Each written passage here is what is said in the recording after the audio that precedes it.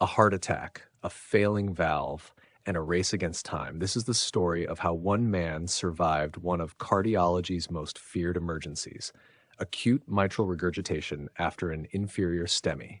Let's dive in. Meet John. He's 62 with hypertension, high cholesterol, and a long history of smoking. One morning, he's hit with sudden chest pain, profuse sweating, and shortness of breath. Classic heart attack territory. In the ER, his ECG tells the tale. ST elevation in leads 2, 3, and AVF. It's an inferior STEMI. The team moves fast.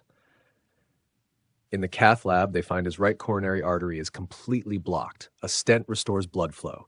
His echo shows only mild mitral regurgitation. So far, so good, or so it seems. But just 6 hours later, everything changes. John becomes acutely short of breath, his blood pressure drops, and there's a new harsh systolic murmur. This is a red alert. A repeat echocardiogram reveals the cause. The posterior mitral valve leaflet is flailing. He now has severe acute mitral regurgitation. The culprit?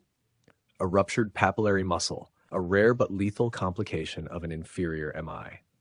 The ICU team jumps into action, IV nitroprusside, dobutamine, and an intra-aortic balloon pump, but medications alone won't save him. He's rushed to cardiothoracic surgery. In the OR, surgeons confirm it. The posteromedial papillary muscle is completely ruptured. They replace the mitral valve with a bioprosthesis. Recovery isn't easy, but John pulls through. He's off support by day 3 and heading home by day 10, alive and healing.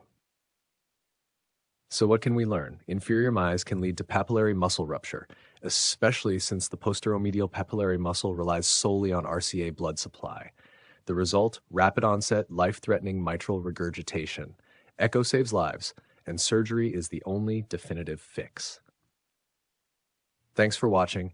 If you love real-world cases that bring cardiology to life, give us a like, hit subscribe, and don't forget to turn on notifications because every heartbeat tells a story.